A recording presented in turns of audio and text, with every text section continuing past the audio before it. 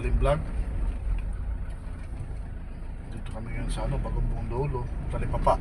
Ito na Itong oras na to, alas 2:35, wala pa kalong tao. Mamaya yan, mga 4, grabe ng tao dito. Nung nakatira kami noon dito, nung una, talagang wala itong tao hanggang kahit gabi. Ngayon daming tao dito pag 4 to 7. Ito yung Talipapa rito. Ngayon wala silang tinda, mamaya yan isa. Yan, okay. Unti-unti na sila mag-display. Yan ang suki namin na baboy Yan. Yan ang unang suki namin yan noon.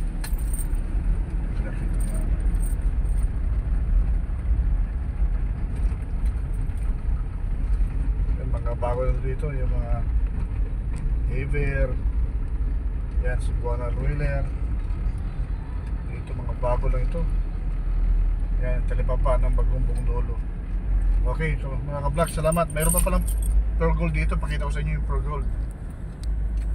Ito dito. Nag-open pala itong pure gold ng January 18. Ito lang. January 18. December 18 pala. Bagong pure gold. Dati pupunta pa kami ng Diparo Pure Gold 2015 yata o 14. Ngayon dito na Pure Gold.